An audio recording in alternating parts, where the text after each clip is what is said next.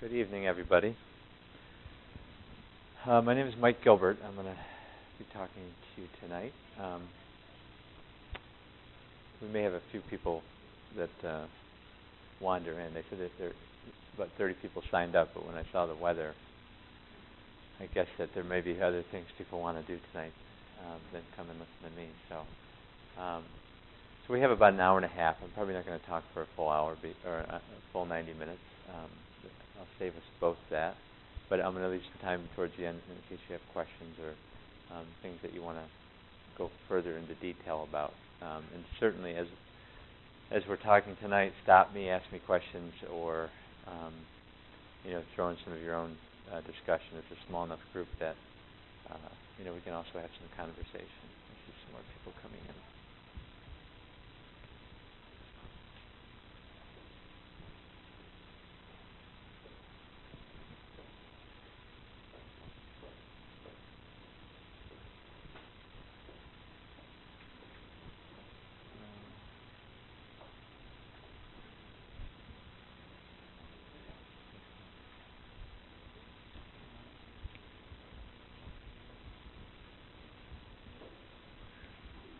No peeking ahead.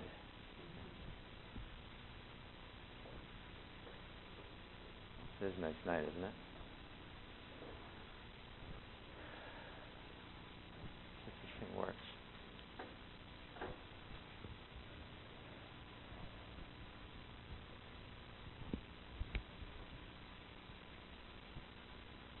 Of course, it worked when he was here. No, it's not working.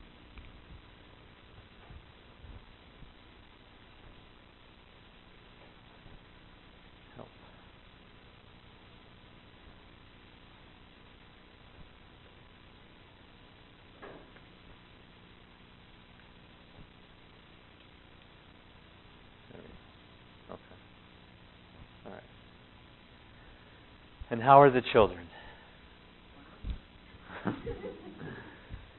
That's quite a question. So there's this. The reason I put that up there is because there's an African tribe, and this is how they end their greetings.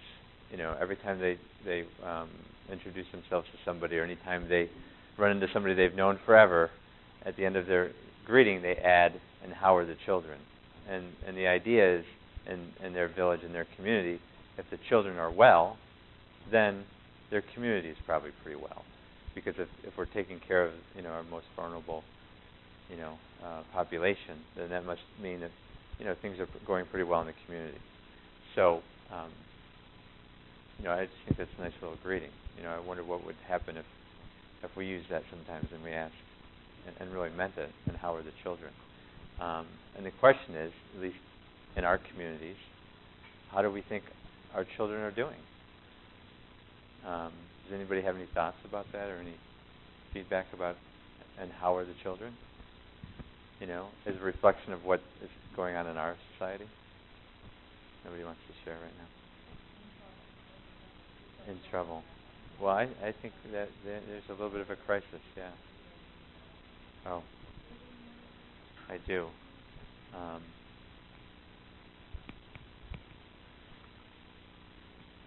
Ignore the man behind the screen.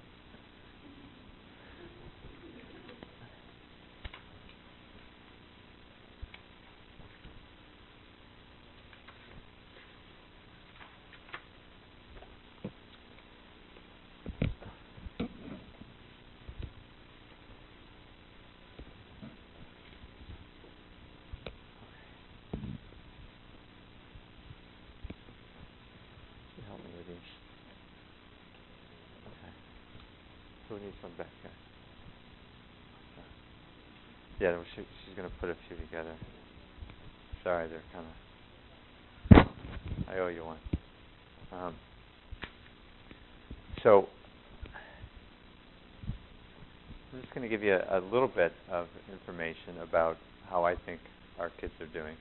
Anybody familiar with the expression "canaries in the coal mine"? And I'm not referring to the police song from the 80s, if you're...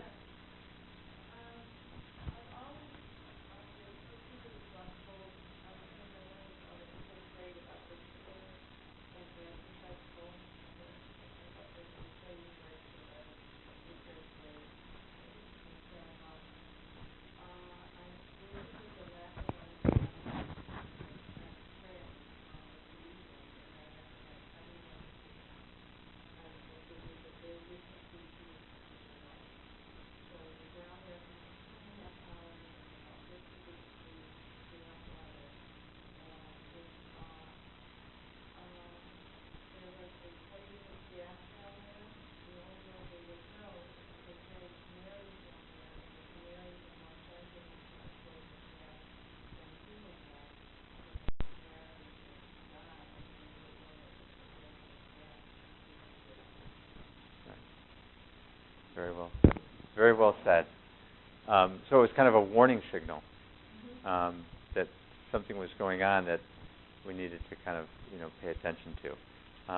And, I think our kids today are kind of serving in that purpose. My concern is that we're not paying attention to it,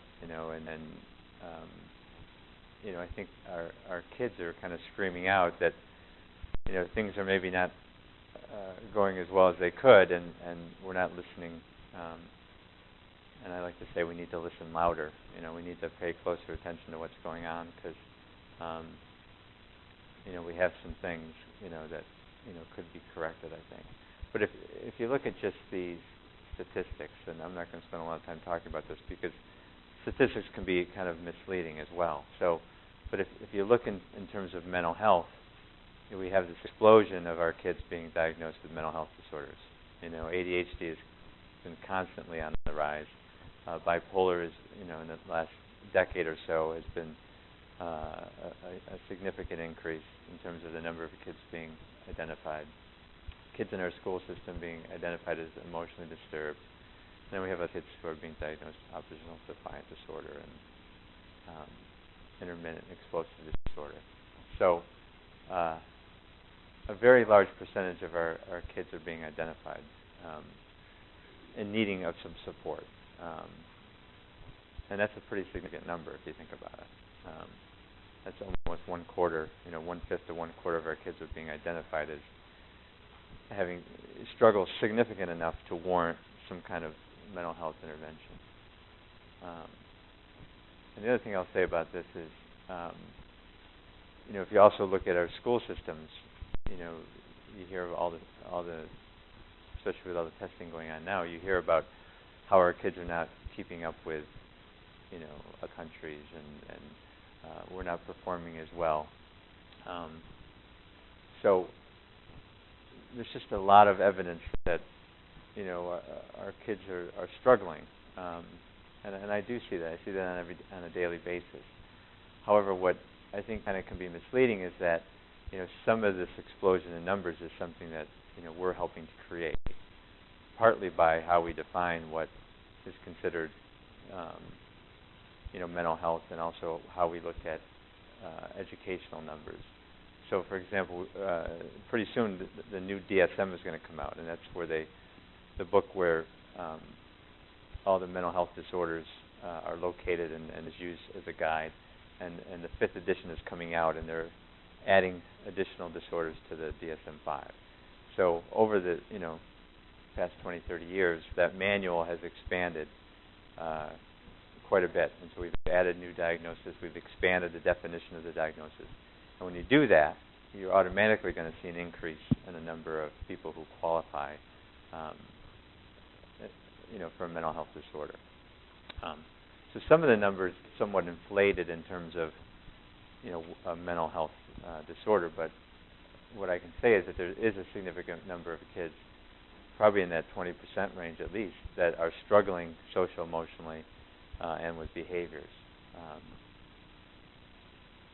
Anybody familiar with the DSM stuff and a little bit? Do you have any feedback, or do you see anything from your perspective in terms of changes or concerns? Well, it's not up here, but that's what's used to make mental health diagnoses, the Diagnostic and Statistical Manual. It's just a big book, and it lists things like ADHD, and then it lists what criteria are required to meet that designation.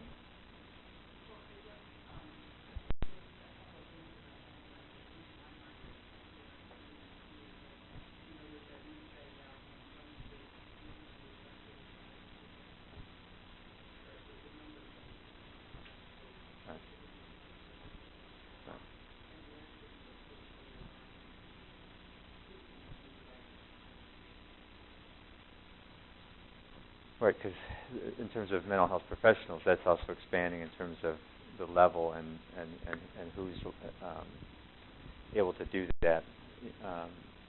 So, yeah. Well, and so there's concern about, is it overdiagnosed? Some people say it's underdiagnosed.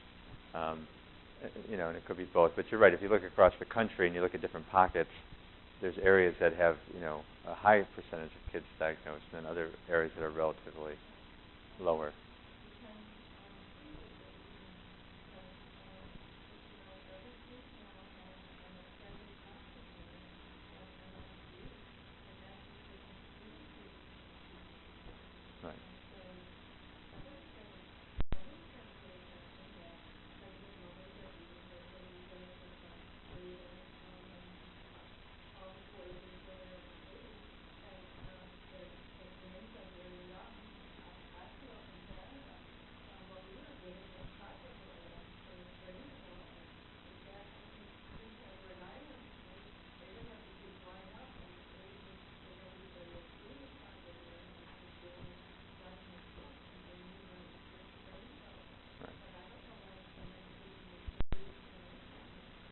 Right. Well,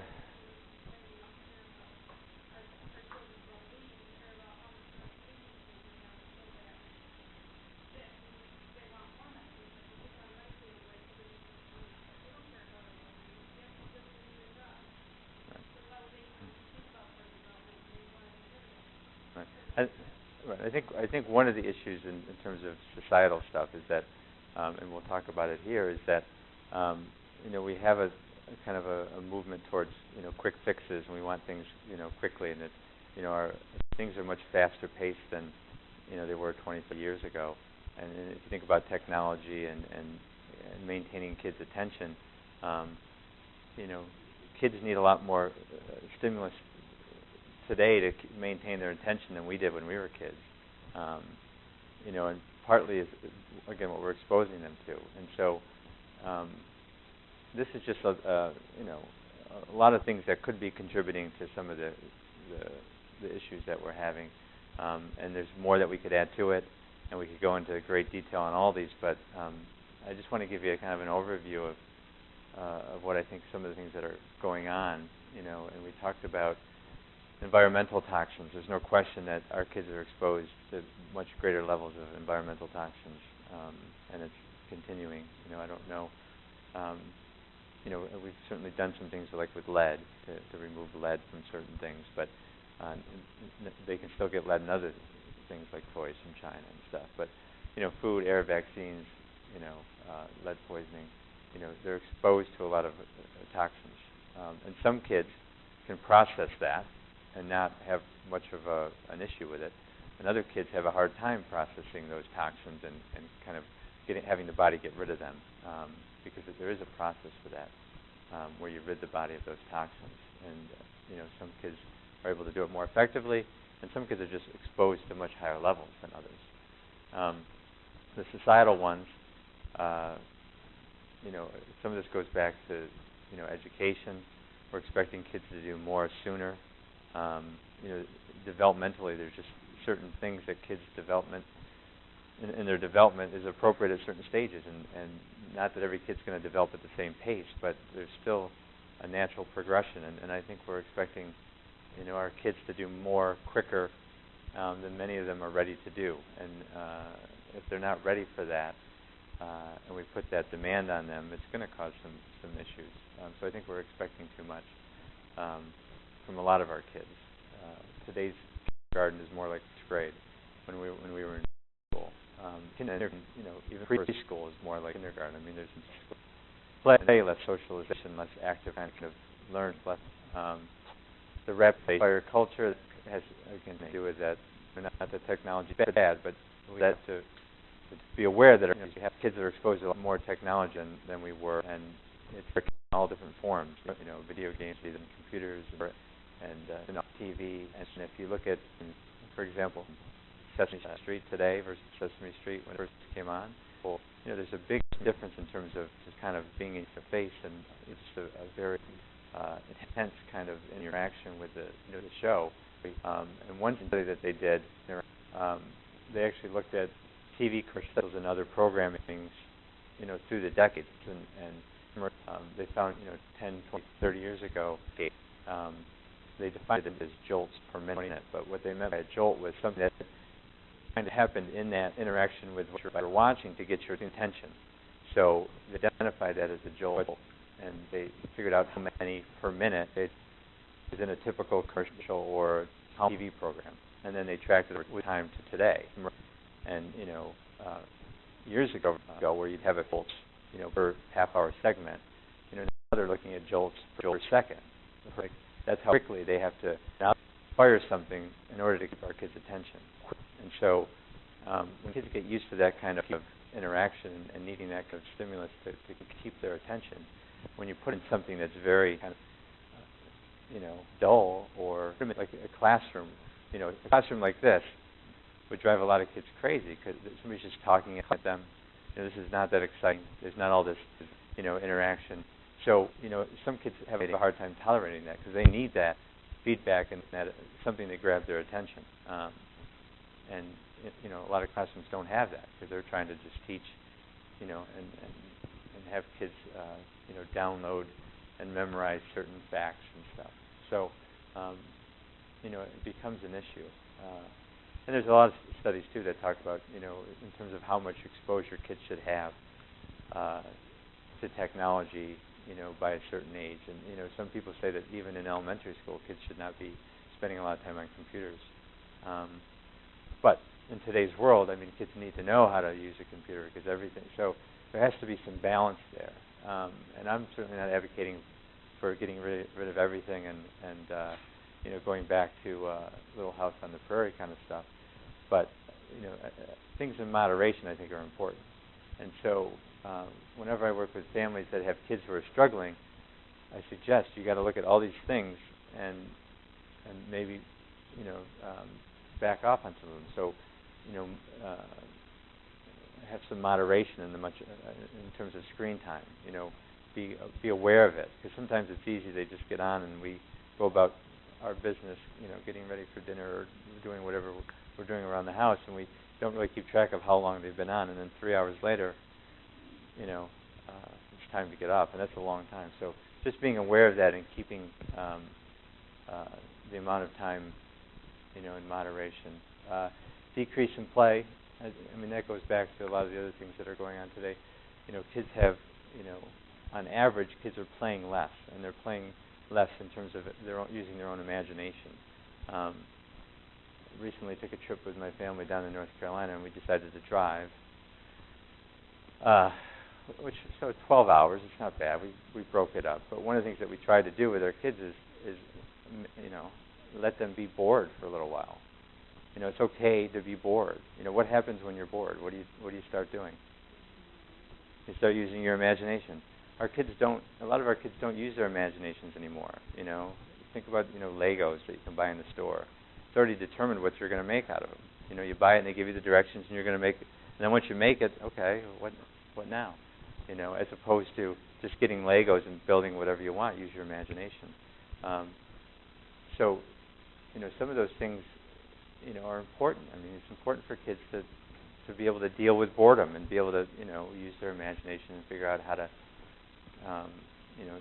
utilize that time. Somehow we survived it. I bet you a lot of us growing up didn't have nearly what our kids have today, and we survived. Sure.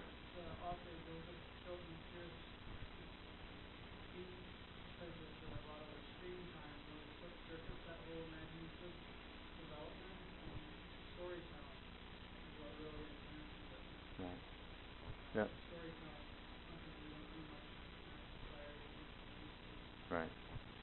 Oh, I agree. And kids love stories. I know my kids do, and I know kids in the schools do. If you can break them away and get them engaged, initially, I think it is a lost art. I think, though.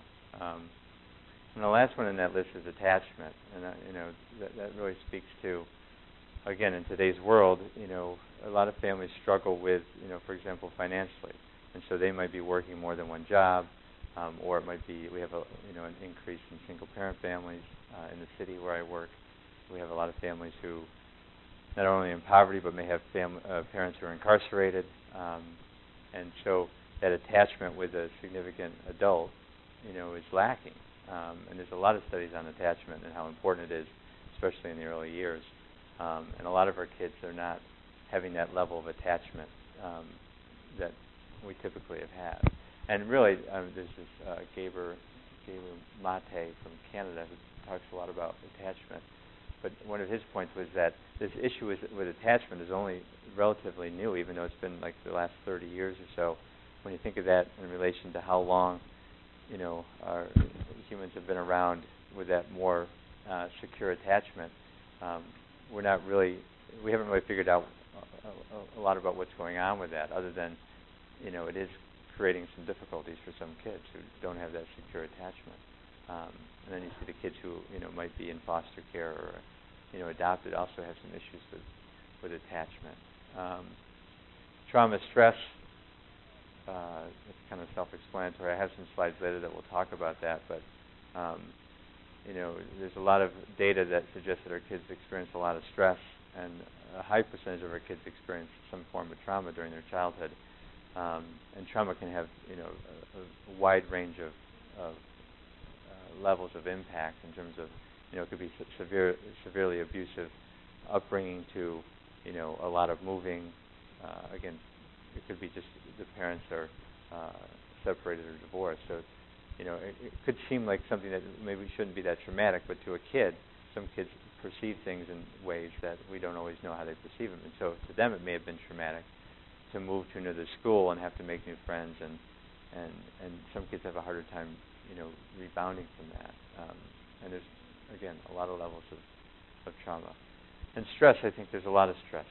And it's not that we intentionally try to put stress on our kids, but there's a lot of stress on adults, and there's a lot of stress in schools, and that, the kids are going to pick up on that. There's no way to really get around it. So it's there.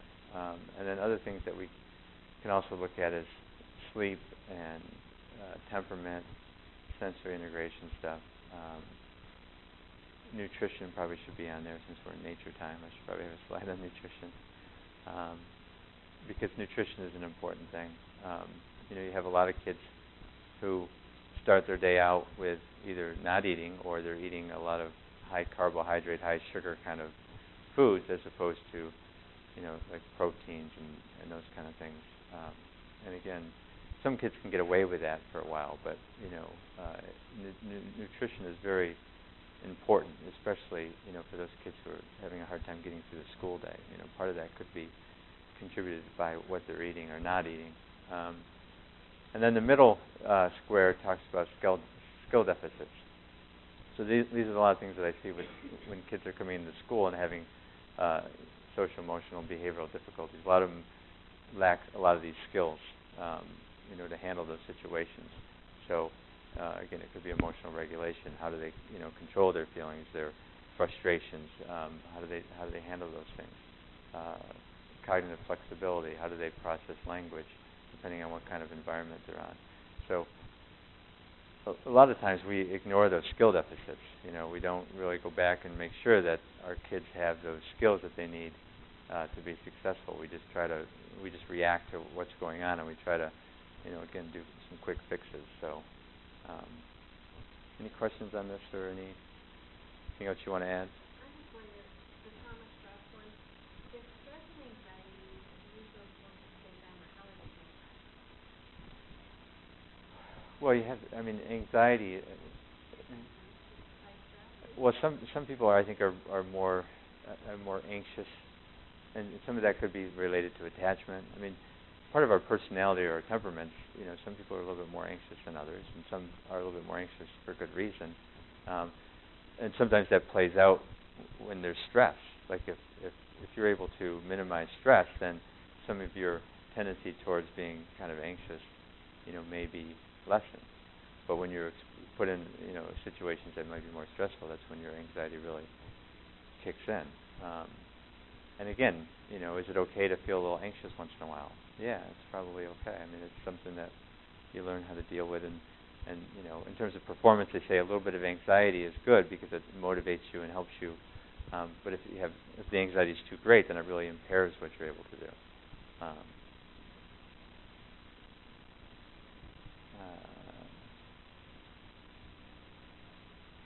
This is a study on sleep. I was just doing a talk the other day on ADHD, so I kept this slide. But basically they found that a lot of our kids are not getting adequate sleep. And for a lot of kids who aren't getting adequate sleep, you'll see behaviors that, can be attributed to something like ADHD. So if you look at the behaviors associated with ADHD, and there's a checklist of a lot of different behaviors, a lot of them, you would see if you don't get enough sleep. And I imagine everybody here has probably experienced not getting enough sleep at times. And imagine, if that was an ongoing thing, or if you're consistently sleep deprived, that's going to be problematic for you. Yeah, well, it's easy to go through that as a father. I'm sure as a mother, but I do remember those days.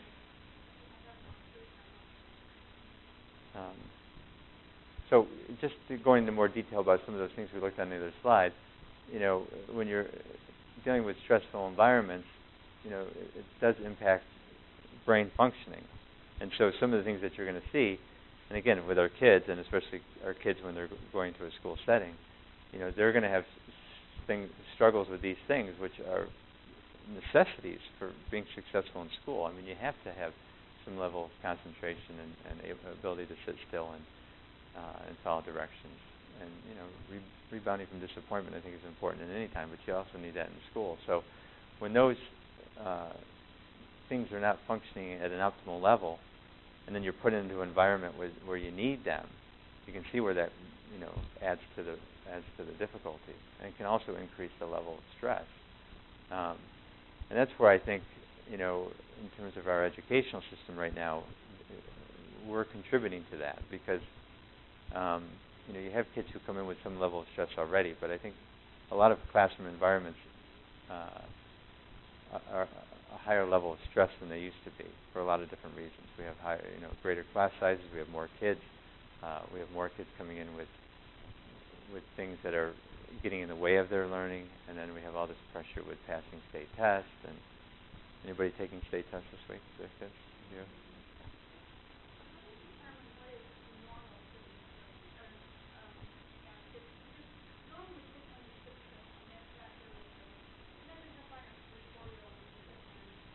Nor should they. Right.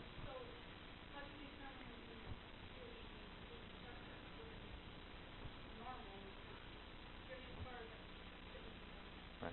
Well, that's the problem with the ADHD checklist, because what they say is often or frequently or sometimes. So that your definition of often sometimes may be different than mine, and so there is no concrete, specific, like, often means, he can't sit for more than 5 minutes.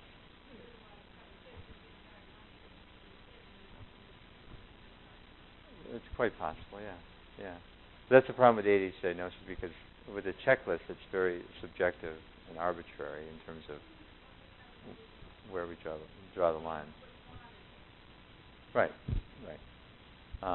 There's a lot of issues with ADHD. And again, the behaviors are real. I mean, there are kids who are really impulsive and overly active and have a hard time concentrating. But there's reasons for that we often don't pay close enough attention to and try to figure out, and also take into consideration what's developmentally appropriate for that kid at that time. That might.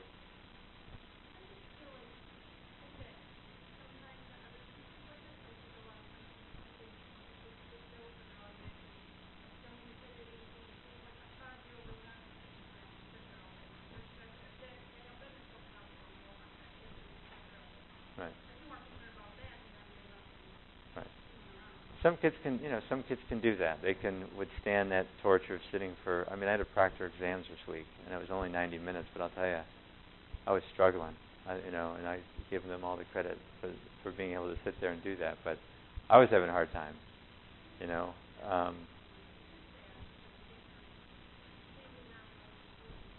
Right.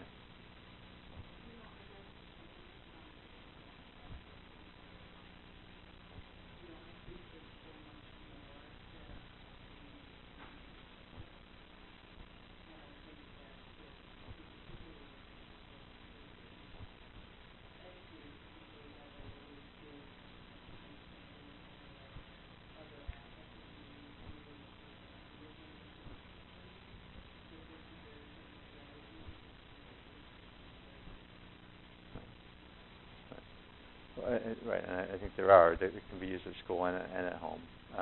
And for me, that's what I focus on. I focus on what's the behavior that you're concerned about. I'm not concerned about the label. But unfortunately, a lot of people use the checklist, and a lot of outside professionals use the checklist, and they have the teachers fill them out. But that's kind of what we're stuck with. But they're not as thorough as a lot of people aren't as thorough as they could be or should be.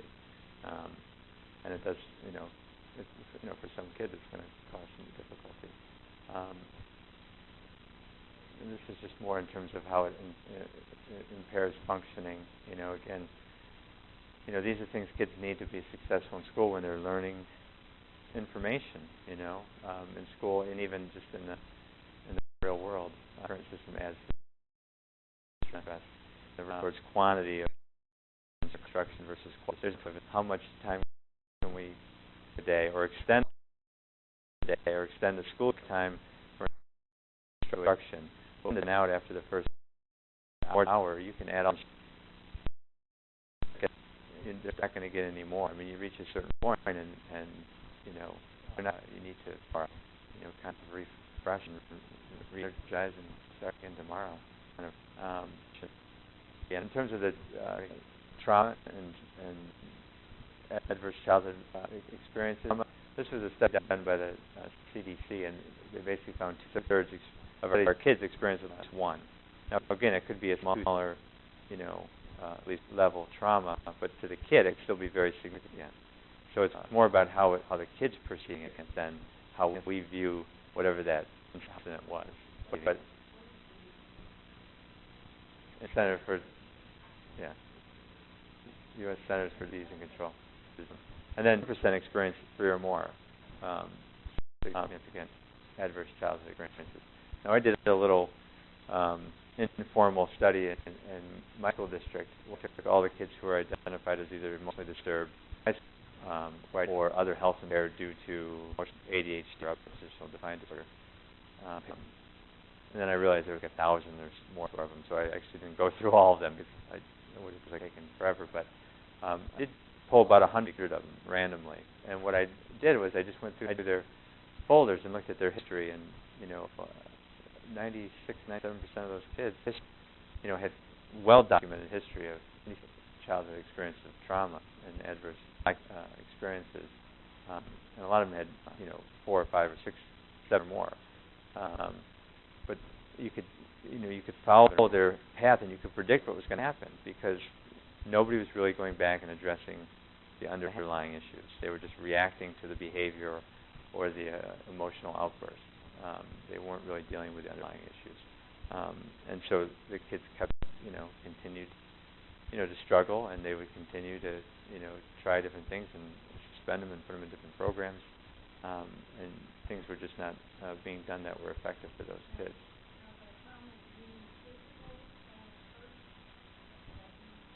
Well, that could mean trauma. It could be physical abuse, emotional abuse. It could be parent incarceration. It could be parent separation. It could be, again, emotional, adults who aren't available emotionally. It could be a kid who moved to another school building or another community and had that trauma of losing their friends. It could be the death of somebody. So there's a lot of different things that are considered traumatic. But the important point is that a lot of our kids experience those, and probably we all have as kids when we were growing up. And some kids handle those experiences, better than others. But the study by the CDC, basically, when they followed those kids and their long-term outcomes, they found that a lot of those, kids who experienced a lot of trauma early on in adulthood continued to have a lot of problems. And often they were, they considered them to be misdiagnosed as something else, because really what they were dealing with was trauma. So there's a big focus now in some areas on trauma-informed care, where people who come for mental health services are really looking at, what kind of trauma history they might have experienced, so that they can make sure that they're focusing on the right thing and not just focusing on symptoms or behaviors. And again, as you can imagine, the more that you're exposed to, the more likely that you're going to have some difficulty at school and in the community. So in this example, they had 4 or higher. 51% had significant issues in school. So it just, blossoms from there. So that's enough about all that stuff. We don't want to spend any more time talking about. Okay, well. Yeah.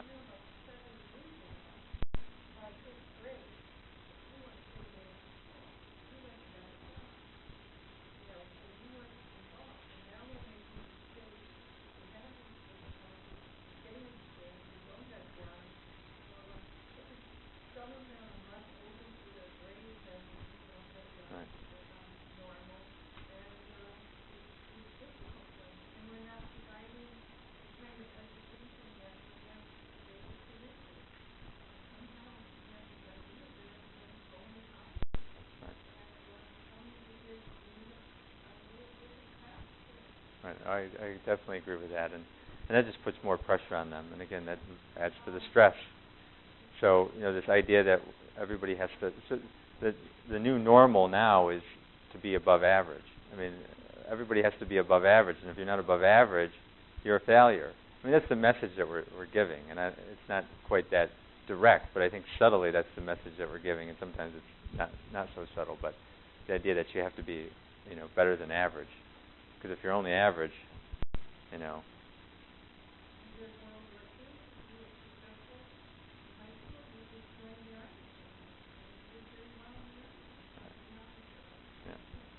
Yeah, a lot of our schools have lost those programs in terms of trades and, BOCES and those kind of things. So the question is, what do we really want for our children? So if we were going to spend more time on that, I'd have you write some things down, but that idea that, is what we really want for our kids. Is it to, get straight A's? Is it to have to go to college? Is it to score 4s on the state test? Is it to be the highest scoring player on their sports team? Are those the things that we really want for our kids? And I'm sure you would probably say no. You'd have a list of the things that you really want for your kids, such as, I want my kid to be what? Happy, fulfilled, a good citizen of the world. What did you say? Having positive relationships. You'd want them to be thoughtful and caring, and you'd want them to, be creative. If that's, if there's some creativity, you'd want them to be creative. You'd want them to not, live a life of stress, right? Those are the kinds of things you'd want for them. You'd want them to have positive relationships with others. You'd want them to, feel that they could be who they wanted to be, whatever that is, and feel good about that. So the idea is, really, spending time to think about that. What do we really want for our kids? And then how do we communicate that to them? And how do we, help them get there? Fortunately, there's no manual for that. So can't necessarily tell you the one way to do it, but this is a reminder for me that I'm supposed to show a video clip. So this will kind of wake us up a little bit. Has anybody seen this? Anybody seen Kid President? Oh, good. Have you seen it?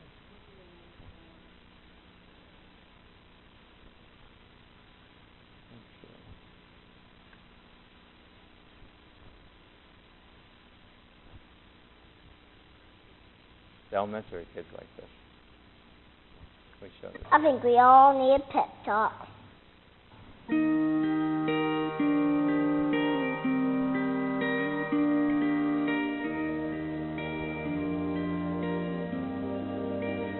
world needs to stop being boring. Yeah, you. Boring is easy. Everybody can be boring, but you're gooder than that. Life is not a game, people. Life isn't a cereal either. Well, it is a cereal. And if life is a game, aren't we on the same team? I mean, really, right? I'm on your team. Be on my team. This is nice, people. You got air coming through your nose. You got heartbeat. That means it's time to do something. A poem. Two roads diverged in the woods. and I took the road less traveled. It hurt, man! Really bad. Rocks, thorns, and glass. My parts broke. Wah! Not cool, Robert Frost. But what if there really were two paths? I want to be the one that leads to awesome.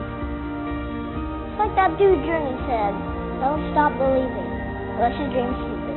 Then you should get a better dream. I think that's how it goes. Get a better dream and keep going. Keep going, and keep going. Will Michael Jordan have quit? Well, he did quit, so he retired. Yeah, he retired.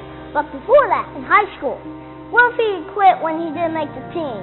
He would have never made Space Jam. And I love Space Jam. What will be your Space Jam? What will you create will make the world awesome? Nothing if you keep sitting there. That's why I'm talking to you today. This is your time. This is my time. It's our time.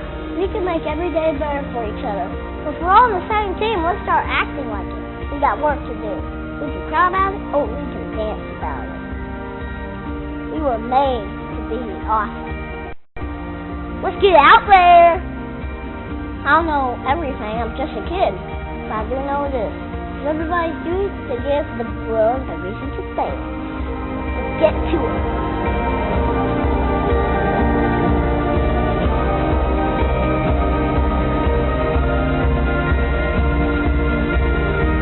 You just been pep talk. Create something that will make the world awesome. Play ball.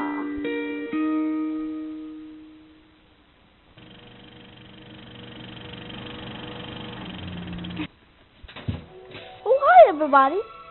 We're all working hard to make this an awesome year for other people. And you guys are doing it. You've been super encouraging to me, so I want to return the favor. Who who needs some encouragement? Pass this pep talk along, and let's get the whole world to dance. I'm dedicating this video today to my friend Gabby. She's a cool kid, she likes playing games, and she's fighting cancer like a boss.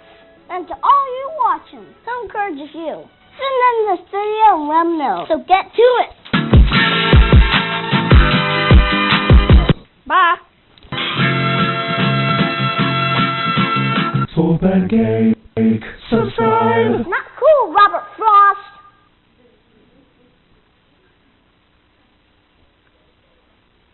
I like that kid. Now he's got like probably 40 videos, I think, on YouTube. I mean, that one went like viral, you know.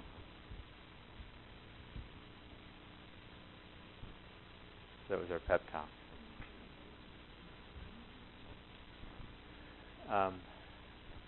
So these are some things that we're going to touch on for the rest of the time we have in terms of, you know, things that we can look at to help improve challenging behaviors or to improve relationships or however you want to use them.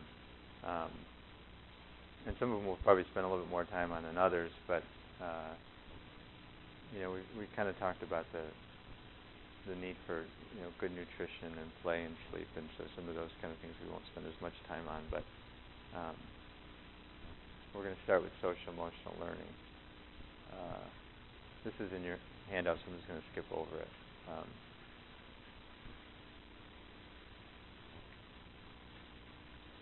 Here it is. So social emotional learning. So has anybody heard that term before, social emotional learning? I mean, we're using it now a lot in schools. You know, there's certain programs that are considered social emotional learning in the schools. What I think it's important is to differentiate those that are more superficial in terms of, you know, we have some programs that, you know, they talk about character ed and they talk about the definition of responsibility and why it's important. But a lot of those programs really just, you know, scratch the surface. They don't really have a significant impact in terms of changing behavior or you know, in terms of the kids, you know, kind of developing it within themselves.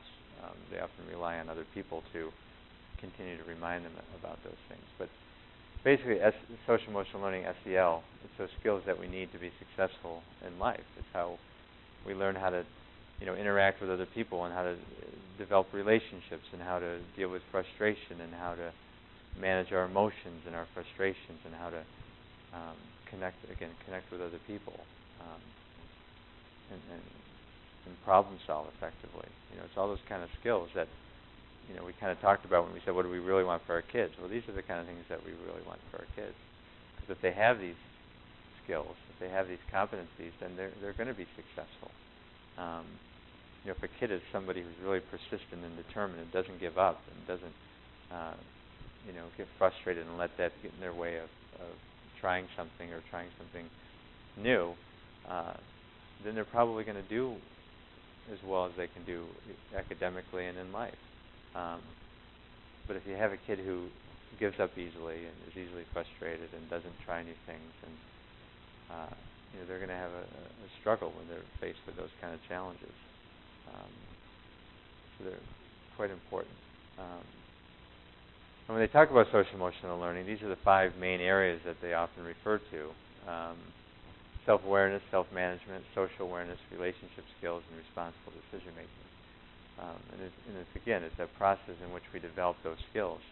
And some of these skills are things that we're developing throughout our lives, even as adults. Self-awareness is something that we all, struggle with as adults even. I mean, we strive towards that, and some of us, do better at times with that. Some of us, like myself, need a spouse who reminds me sometimes to check in and make sure that they're being self-aware. So, it's good to have somebody who can also help you do that. Self-management, again, that's really being able to regulate those strong emotions. And our kids have some strong emotions, which are okay. They just have to learn how to, to handle them and deal with them and express them in appropriate ways.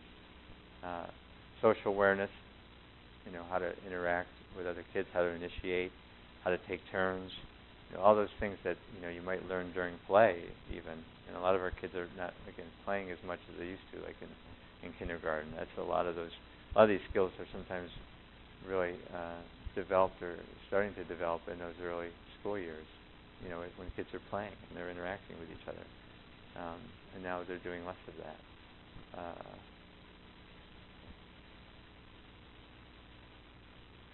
Showing empathy for others. Empathy is something that, some researchers say that kids are born with some level of empathic response for others.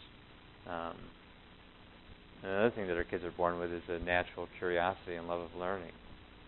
But it seems to me that as our kids are getting into school, for some reason we're wanting to kind of distinguish those things. Like, why do we want kids to no longer be curious and love learning? Because it seems like what we're doing is, contradicts with that. We're doing things that, kids aren't enjoying coming to school, a lot of them. Because it's just not a place where they feel, that it's exciting and that they're learning things and they're, interacting with other kids. It probably feels like a job to them, which is what a lot of our teachers are saying now too. I talk to a lot of teachers, and a lot of them are feeling it's becoming a job. It used to be a passion for them, and that's why they went into teaching. And now it's more like a job, and some of them are wondering if they're going to stick with it, because it's not what it started out as. And again, here's just some more examples of those skills.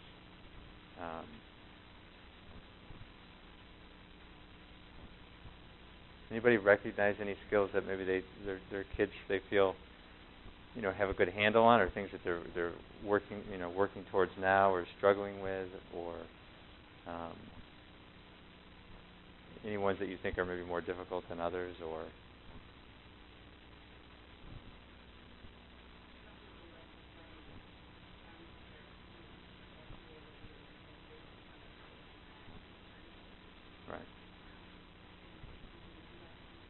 right, yeah,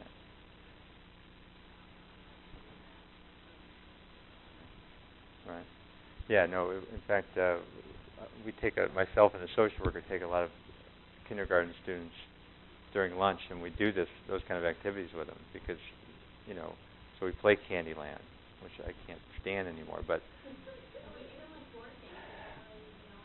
and they may not have even seen one. But they want to play because for some of them it's novel. But they have such a hard time taking turns, or when they lose, it's like, you thought it was the end of the world. So you have to learn how to handle defeat. And being a good sport and being encouraging to those who win.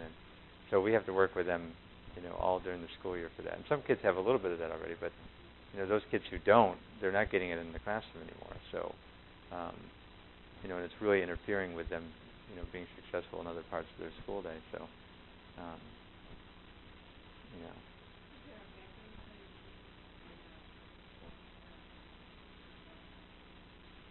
Well, it's their responsibility, I think. I mean, they have to go. But, I don't know. It's a job. Right. Yeah.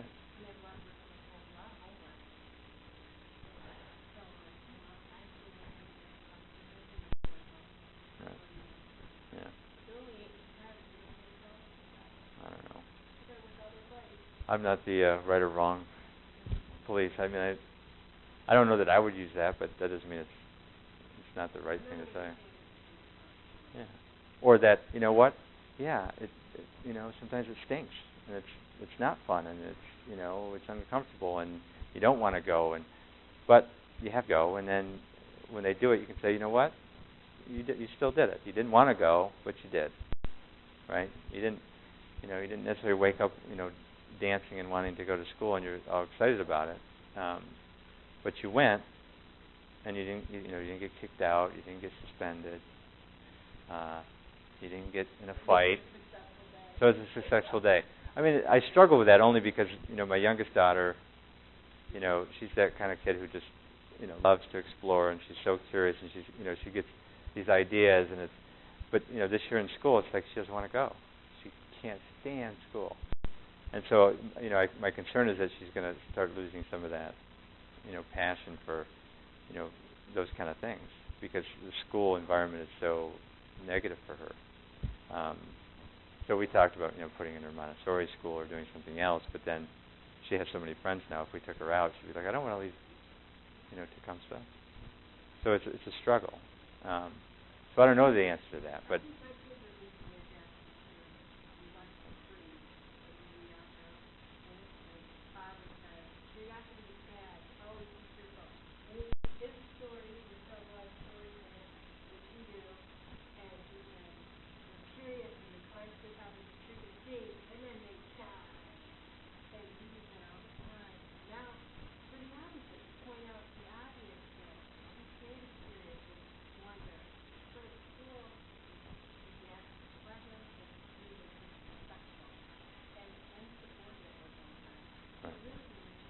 curious, right?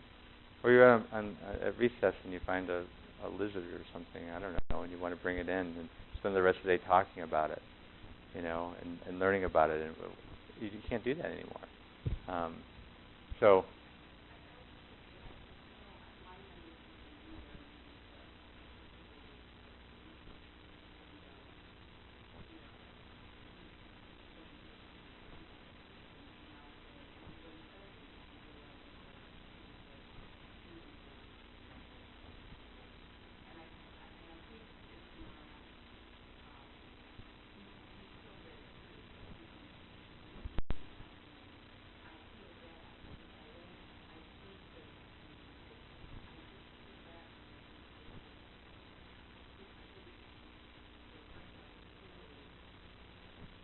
Yeah.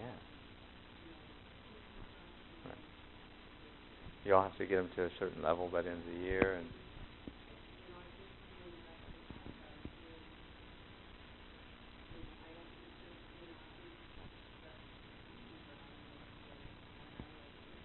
right. Yeah. Yeah. Yeah. And some kids, again, every kid is different. So some kids can tolerate. My oldest can tolerate that, even though she doesn't like it. She can tolerate it, and she can, Or my youngest is like, yeah, right. And sometimes the rules don't necessarily make a lot of sense, but they are what they are, and you have to learn how to, follow those rules, even though you may not agree with them. If anybody ever gone on TED Talks or heard about TED Talks? So if you go to TED Talks, I think it's either TED.com or TEDTalks.com. TED. You can YouTube them too, or you can get if you have a mobile device, you can. But look for Sir Ken Robinson, and he's got 3 of them, I think, on there. And one of them talks about creativity and education, and he's funny, and it's worth it. I think they're 15 to 20 minutes long, a lot of them, so they're short. But he's an educational kind of reformer. Well, I shouldn't say reformer because he doesn't believe education needs to be reformed. He thinks it needs to be transformed.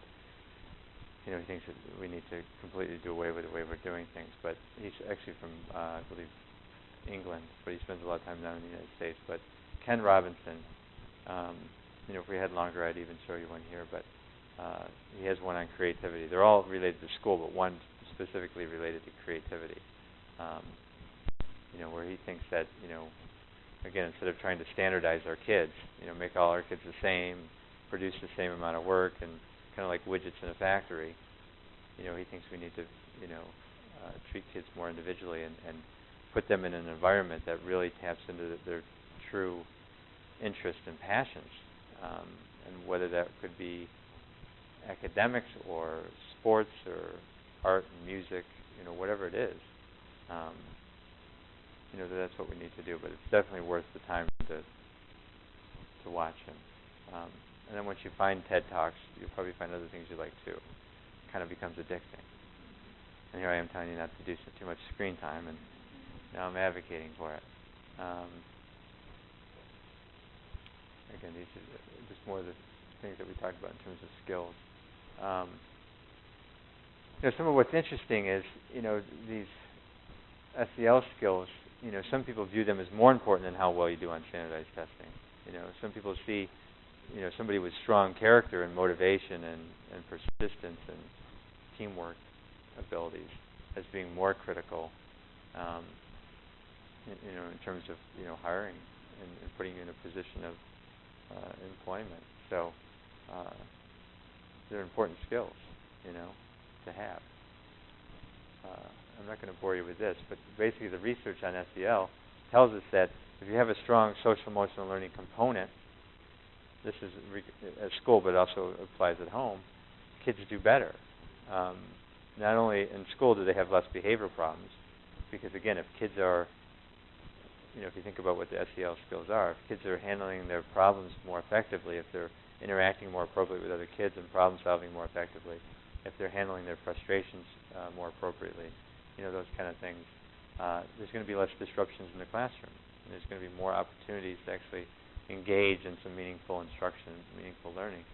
And so the research that they've done on it, shows that if you have a strong SEL program, there's a pretty good increase in test scores and also behavioral referrals. And it's also a better predictor of future achievement. So if you have a kid who's in 3rd grade and they have all these social emotional learning competencies, they're cooperative, caring, again, all those things that we've already talked about, that's a better predictor of how they're going to do in middle school on academic measures than how they're doing on academic measures in 3rd grade. So to me, that's a pretty interesting thought that, are we looking at some of the things that we really should be looking at in terms of how well our kids are doing or what kind of skills that they need to be successful in life. Because again, not every kid needs to go to college.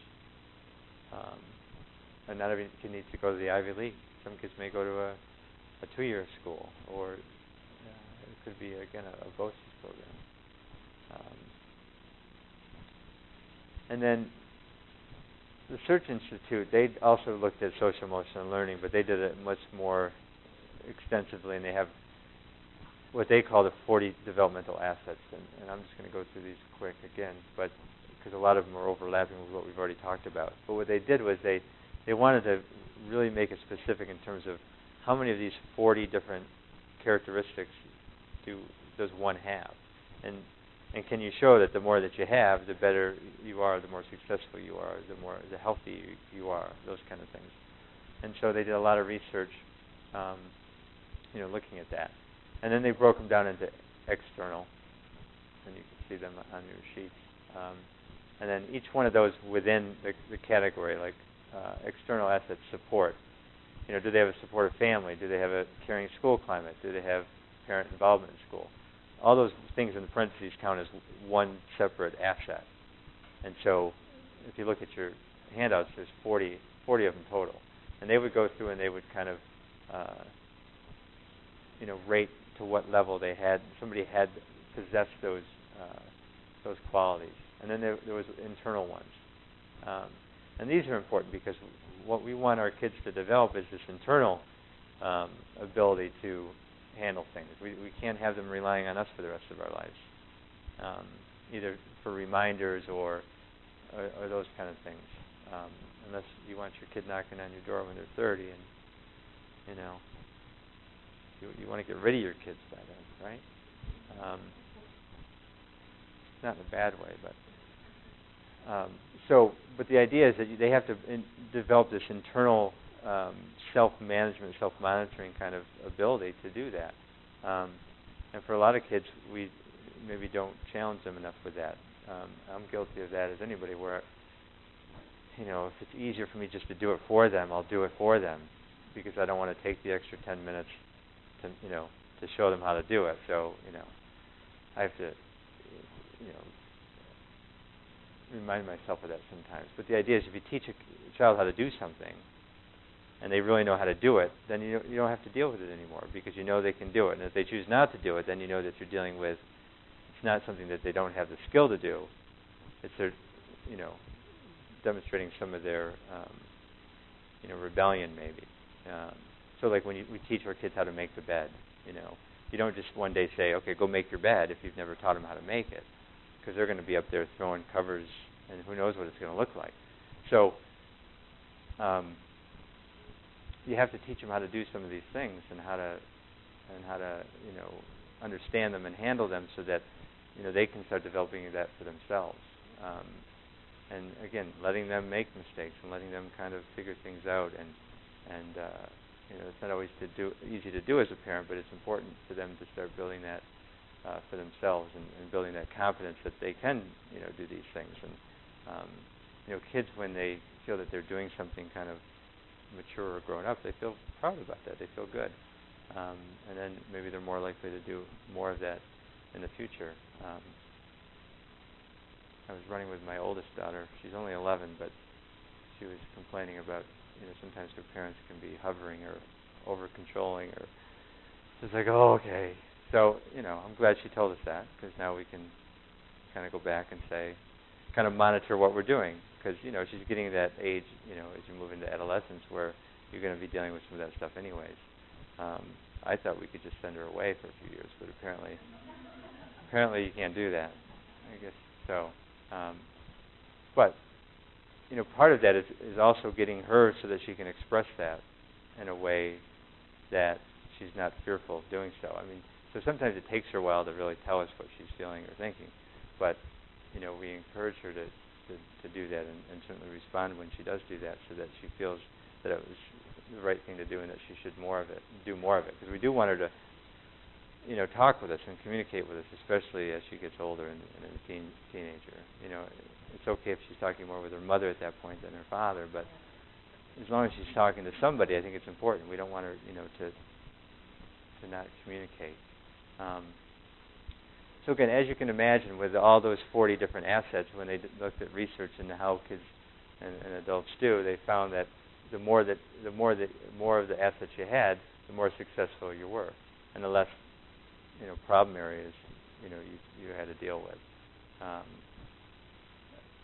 And on average, girls had a few more than boys on average. But as you can see, if you get up to the 30 to 40 range, those problems in school or with drug, alcohol, violence kind of problems are way down. And they looked at other things too. They looked at like GPA. Again, the more you have, the more successful you are, which of course makes sense. A lot of this talks about resiliency and how kids develop resiliency, but because even kids who are coming from disadvantaged backgrounds, can develop some resiliency if they can if these assets and these social emotional learning skills can be taught and developed. This did not print out on your handout very well, so I don't know if you want to write them down, or they're actually on the slides afterwards because they go into more detail. But there's been a lot of research done recently on what they call positive psychology. But one of the things that they did with all these, they call them character strengths and not character traits, because traits are something that you think of as being born with. So, either you have them or you don't. But what they're talking about is things that can be developed, which is important because, we want to be able to develop these in our kids. But so what they did was they did all this research on these different strengths in terms of what led to kids being successful in school and long term and just in life in general. And then they ended up coming out with like 24 character strengths. And then they did some more work to kind of pare it down and to combine some things. And these were the top seven that they found that, if you can develop these kind of things in your kids or in ourselves, that we can be quite successful. And I'll tell you a little bit what these are, because some of them, like grit, is, there's another quote. So again, that speaks to being persistent. That's the grit piece, which is down here, the third one. Finishing what one starts, completing something despite obstacles, a combination of persistence and resilience. So I like that one. I like the grit one. And you can tell when somebody has grit. There's just something there. But the other one's optimism, zest, curiosity. We've talked a lot about curiosity. Social intelligence, gratitude. And again, there's some overlap with some of those other ones that the other group did in terms of the social emotional learning. And then the control one is a big one. And they broke it down a little bit differently in terms of self-control at school and self-control interpersonally. So, at school it's, coming to class prepared and paying attention and remembering following directions. And then the other one has to do with, how they manage their emotions in terms of when they're dealing with other people. There's a great book. I don't know, the guy's name is Paul Tough, Tough. Yeah. I can't think of the name of it.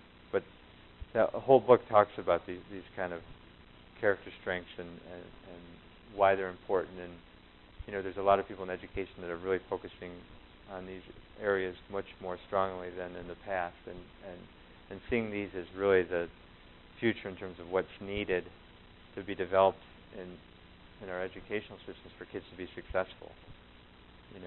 So it goes beyond whatever the tests they have to take.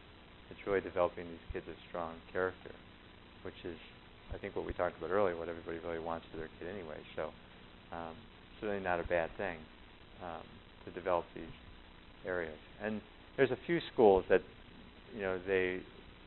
they're doing specific things to try to develop these in meaningful ways.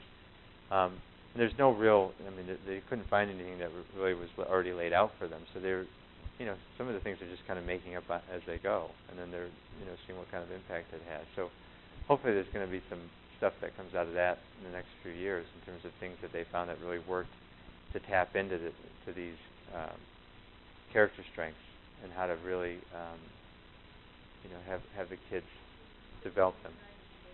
Yes. I think New Jersey and Pennsylvania were the ones that I was thinking of. There may be some in New York. New York City has some programs like the Children's Zone. Jeffrey Canada, I know, is doing some things with it. I know there's something called the KIPP Academies, K-I-P-P. I don't know if they're charter schools or they're private schools. I don't know enough about them, but I know that they use a lot of this kind of model.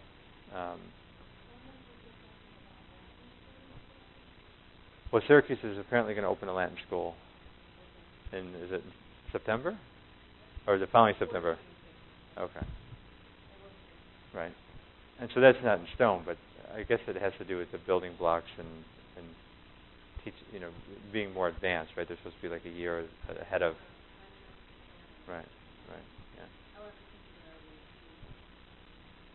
Right, because they're going to age out the kids that are already there, and they're not going to enroll new kids if they do go through with it. So that by the time those kids graduate from Hughes, then the upcoming kids will be all new kids, and not, Yeah, stay tuned for that. Things are always changing. It's not a charter, right? Things are changing in education all the time.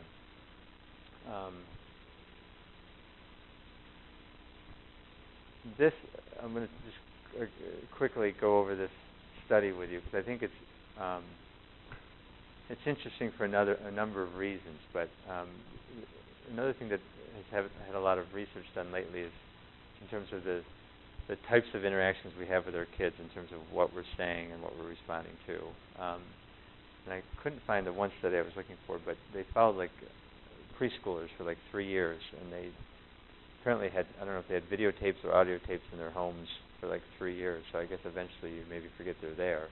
I can't imagine being on tape for that long. But what they did was that they went through all the tapes and they like coded the interactions. In other words, they would listen to an interaction and they would determine what kind of interaction that was. Was it a kind of a neutral one? Was it a positive one? Was it, somewhat negative? But they spent all this time coding them, and then they tracked these kids, into elementary school. And what they found was that, kids who had a higher percentage of these, what they called quality positive interactions, which we'll talk a little bit in a minute, did much better in school in terms of not necessarily just academically, but also with those social emotional learning skills, in terms of how they handled frustrations, how they, interacted with other kids. So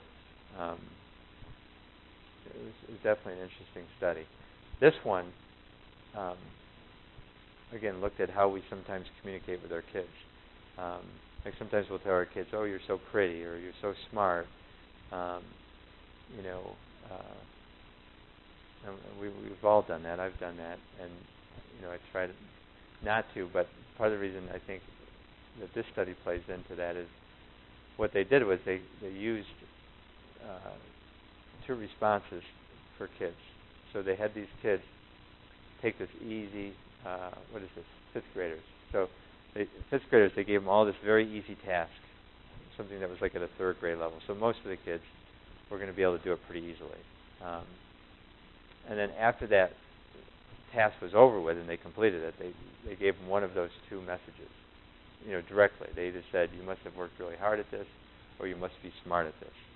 Okay? So they randomly assigned them into 2 groups, and one group heard the one message, and the other group heard the next message.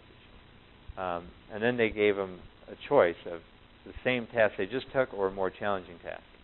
And then the next step, they gave them a much more difficult task, which is about 2 years above where they were. So most of the kids were probably not going to be able to do this task because it was just too high.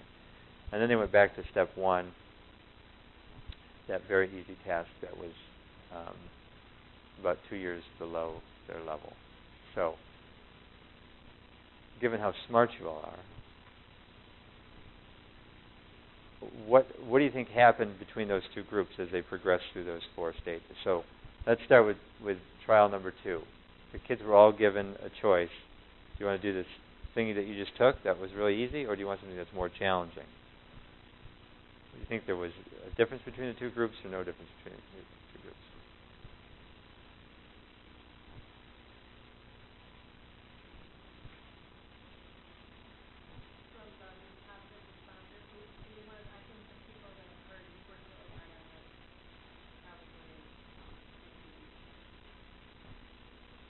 So those who heard, "You must have worked really hard at this," chose a task that was the easy task versus a more challenging one. Okay.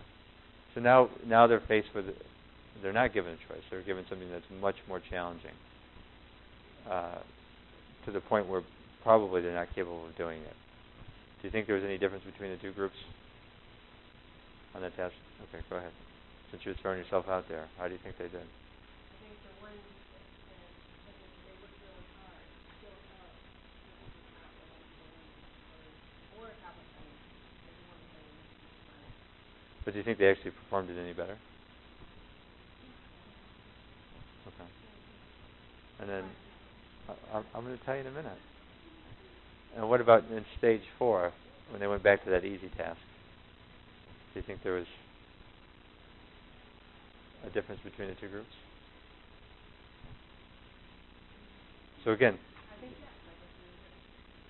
you just don't want to necessarily say which one. What kind of difference? I think it's probably a better response if kids are going to feel better and do better and try harder if you say, she must have worked really hard, rather than say, gee, when she's smart.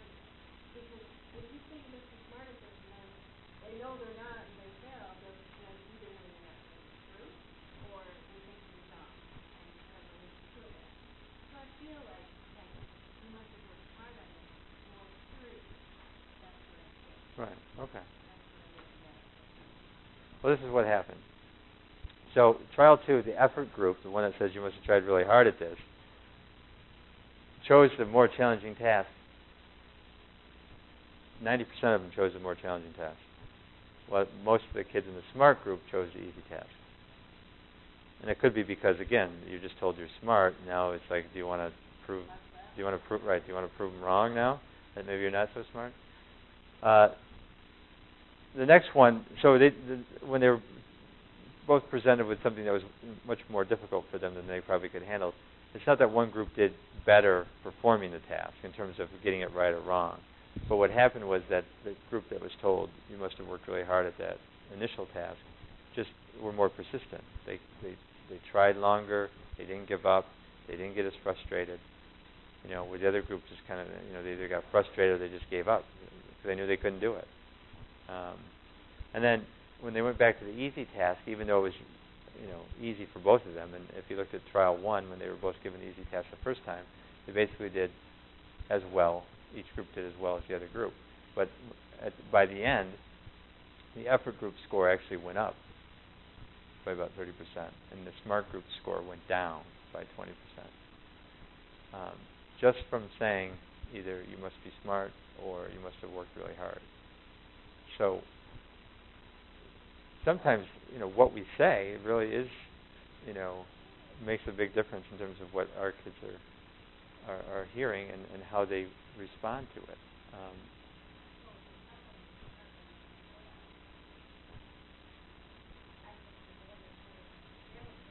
Right. Yeah.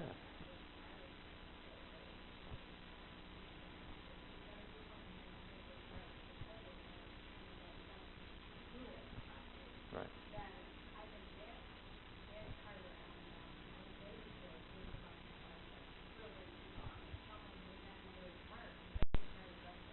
Right. That's more important. Right. Right. Right. And what is smart? I mean, what does that really mean? Because, but again, that's one of those things where there's this pressure of you're supposed to be smart and you're supposed to be well accomplished. But what is smart really? Because in school, there's really kind of one kind of smart that's kind of rules in public education. Like you're kind of book smart, you have that academic smart. But some kids are very, intelligent in other ways, and they're gifted musically or artistically, or you give them something to take apart, and they can take it apart and put it back together. Where you could have the kid who scores the highest on the test who couldn't even figure out. They'd have 3 different things that didn't even look like what they started with. So part of that is redefining what smart is, and using that idea of multiple intelligences with our kids, so that they're not seeing as not doing well on a school test as some kind of failure, because that's just one small piece of who we are. And some kids also don't take tests well, even though they have the information.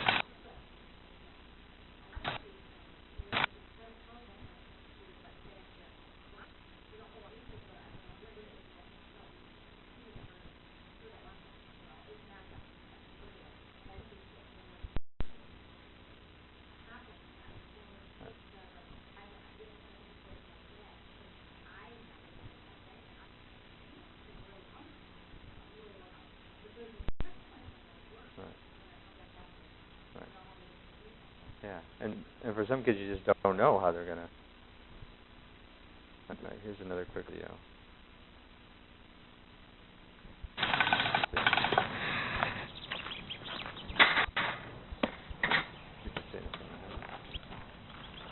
I'm the greatest hitter in the world! Strike one. I'm the greatest hitter in the world! Strike two.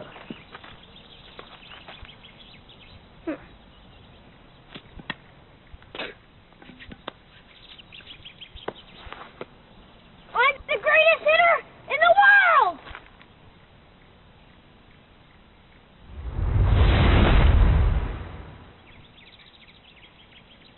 Strike three. Wow.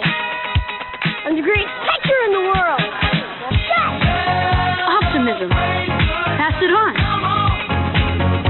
A message from the foundation. Now, how many thought he was going to hit the ball that third time? Come on, you thought he was going to hit it, didn't you?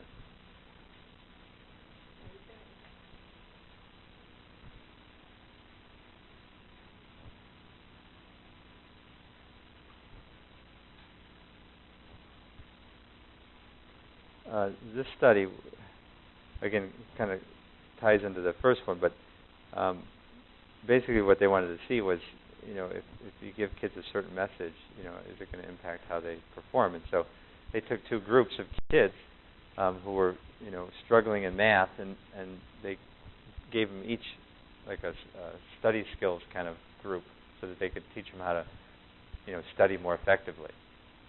So they both got that. And then one group had two 25-minute lessons. They had a 50-minute lesson about the brain and how intelligence is not innate. So they talked about, the brain being like a muscle, and the more you exercise it, the stronger it gets. So the messages they were giving them was that where you are now isn't necessarily where you have to be. You're not stuck in this just because you're not good at math or you're not performing well in math. Doesn't mean that that's fixed for life. Your brain can be exercised. You're not stuck with what you have, and that was the message they were given. And just that alone. Oh, I guess they don't have that second slide. Well, it says at the bottom, improvement in study habits and grades for Group 2. So Group 2 not only had improved study habits, but they had higher grades in math than the other group, and it was significantly higher, to the point where a lot of them were no longer considered low achieving, because once they believed, that maybe they could improve, they were willing to put more effort and take more risks to try to develop those skills.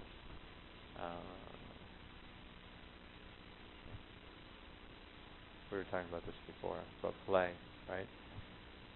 Kids learn through play, and if we just take that away from them, we're really kind of doing them a disservice.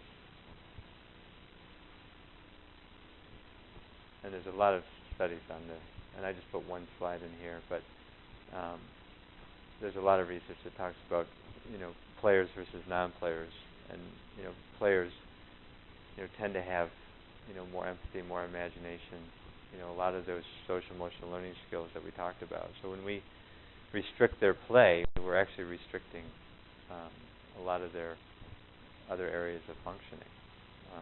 So play is a very important aspect.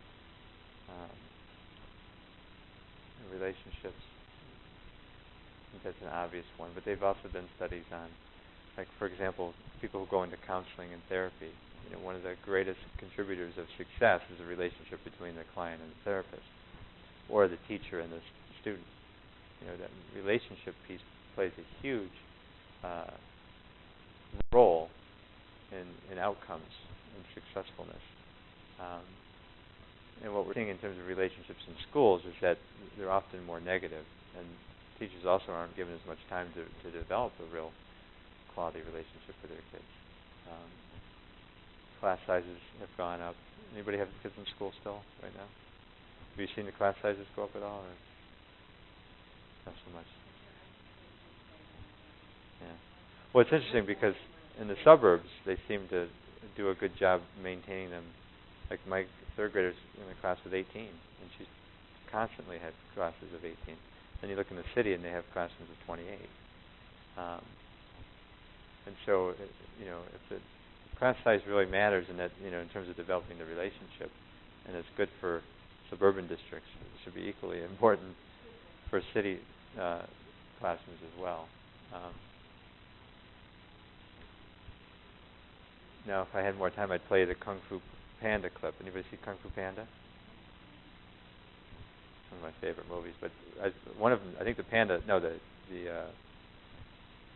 his mentor has that line about yesterday is history, tomorrow is a mystery, when he's up by the peach tree. But I love that movie, and this speaks to mindfulness. And one of the things that I think we can teach our kids who struggle with inattention and with impulsivity is teaching them to be more mindful.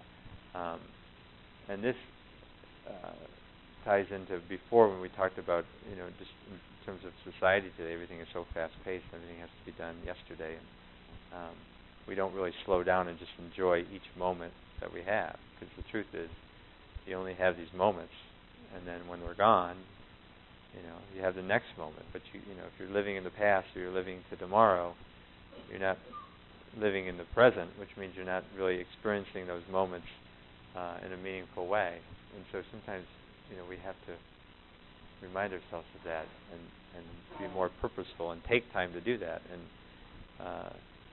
again, we require our kids to eat with us every night. I mean, 95% of the time we eat as a family, even though it's not always easy. But that was one thing we decided we had to maintain, that level of structure and routine.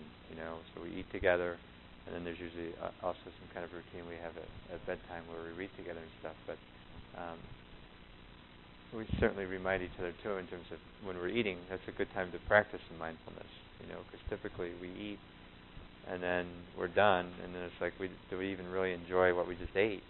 And I'm as guilty of that as anybody. And so, we sometimes will have the girls, our girls, take a small bite and then just put their fork down,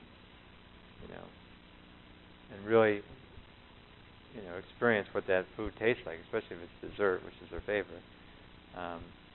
Enjoying that, because if we do, we get distracted, and then we just kind of go into our, modes where things are just kind of automatic, and we don't really, experience, what we're doing. And so we might, overeat or don't eat the right things. And again, nutrition is such an important thing. But mindfulness is something that, even in schools, kids can practice. There's some studies that I've been bringing to school that demonstrated that even schools with a lot of violence and poverty, they do some meditation, right at the beginning of the school day and at the end of the school day. So they take like 5-10 minutes at the beginning of the school day and at the end of the school day. And after 1 year, they found a real significant reduction in aggressive behaviors and improvements in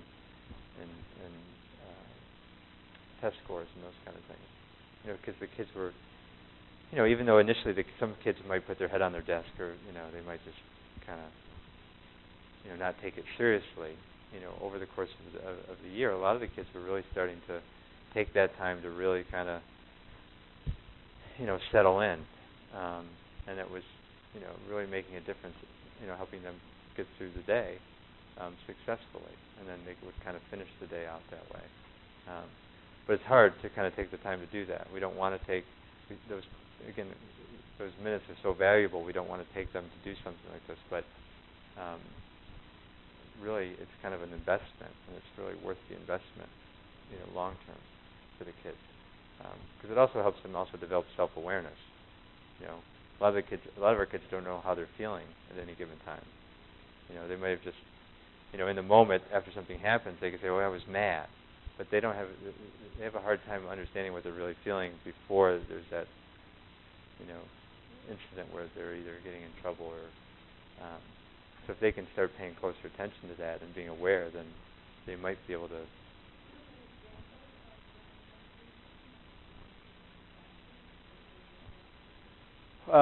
Yeah, and then you can find them anywhere. But like with the other, well, I didn't do it this year, but last year before this, some of the state testing, I just went in with the fourth graders and I told everybody to put their pencils down and close their eyes if they wanted to, and just just concentrate on their breathing, and really try to tune into what what their breathing was, and paying attention to that. And if they got distracted by something in the hallway, that's okay, but then go back to their breathing. But just getting them to really pay attention to their breathing, and try to tune out the other stuff. And even with the younger kids, I mean, there's things that you can do in schools where you even teach the kids about the brain and how meditation helps the brain and how it helps it, strengthen the brain and do, wonderful things. There's things like they call it turtle breathing, where they teach the young kids how to breathe. I don't know exactly how it is, but without looking at it, because I don't do it a lot. But breathing and then blowing out, like taking a deep breath, but not like like that kind of thing, but just a nice, easy, slow, deep breath, and getting them to kind of pay attention to that. And then also sometimes I'll have them, after they've done that for a few minutes, like start making fists or squeezing their toes together, and then slowly relax, so they can feel the difference, like when things are really tight versus when they're really relaxed, so that they can feel that in their body. And so maybe if they start feeling tense, that might be a signal to them that maybe I'm starting to feel nervous or angry, or there's a feeling behind maybe that tenseness. But they have to learn how to figure out what that feeling is first and what it feels like. Because often if you have to ask a kid what it feels like, they're like, I don't know. Usually if you ask them how they feel when they're angry, they can say things like, oh, I feel like all red inside, or I feel like my heart's going to explode, or I feel hot inside or something. So they can sometimes identify that with the anger, but you want them to start tuning into that more. And they also have like kids yoga kind of videos that you could do with them. Some kids enjoy that more than others, but they can practice kind of easy poses early on, and there's even some programs that are specifically for kids. I think there's even in Syracuse somebody does kids yoga. CNY. Yeah. And we used to do it in our after-school program. At my school, we used to have somebody come in and do yoga, but now they have to do homework and stuff. So, and then in your handouts, it just talks about all the different benefits of meditation, and if you're familiar with that, you know all these things already. But it improves overall health and wellness. And again, it could be something you do just a little bit each week, or 5 minutes a day. Or my father-in-law, Dr. Jim Sisherman, does a lot of stuff with meditation. He's retired now, but he used to even just meditate 5 minutes a day, and he thought that would have a benefit, long term. And again, there's been a lot of studies in terms of benefits of mindfulness, which are in your packet. I see we're already past 7 o'clock. So I won't be hurt if you jump up and leave, because it is after 7. But the last slide I'm going to go through, actually I should have you teach the last couple slides. One of the things that I use, and I use at school and I use in the community, is something called the Nurtured Heart approach. And it's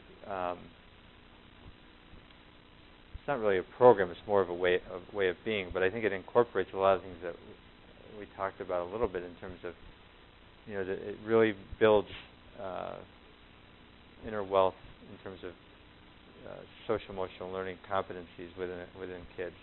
And it builds it. The idea is it builds it from within, from the inside out, so that they become independent with that. It also involves a lot of, I think, kind of like mindfulness, meditative kind of stuff, because it really requires you to live in that moment, and that's where you focus your energy. You don't get hung up on everything that happened yesterday or all the things that are going to happen tomorrow. I mean, you do that a little bit, but because we're human, but you focus your energies on what's happening, in that present moment. So it helps you live kind of in those moments. And what else? Anything else about that? I mean, it's in your handout. You can Google it. I mean, we do stuff in the community on the Nurtured Heart approach in terms of workshops that are like 6-hour workshops. So if you're interested, though, just Google it. You can basically learn, I think, the basics of it online at the different websites in terms of the main areas of it. But it really, the idea is it really takes the energy out of all the negative stuff, and so it reduces some of the stress, and it also really shines the light on all the things that are going well, so that kids are getting the feedback of these are the skills that are important to develop, that compassion and that empathy and that persistence and thoughtfulness and those kind of things. And what it does is notice that when you're doing something right, or when you're just doing something, people bring that example of this part and why you work right. The other thing you notice every time you do something, look that way, don't do that, do this, do this. Well, this is how to coach, brings you right into the now. And you notice what you say,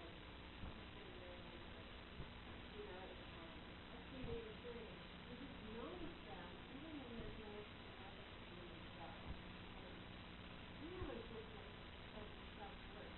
It's not about having a when the results are coming. I don't mean self-worth. It goes far too much than you go at. And this is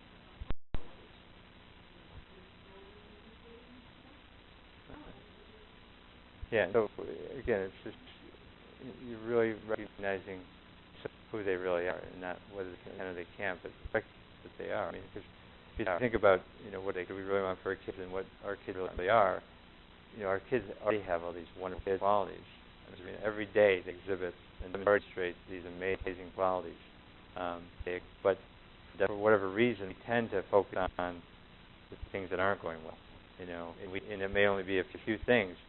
So if it's 10% of things aren't going well, 90% of things are going, either very well or extraordinarily well. But we tend to focus on that 10%.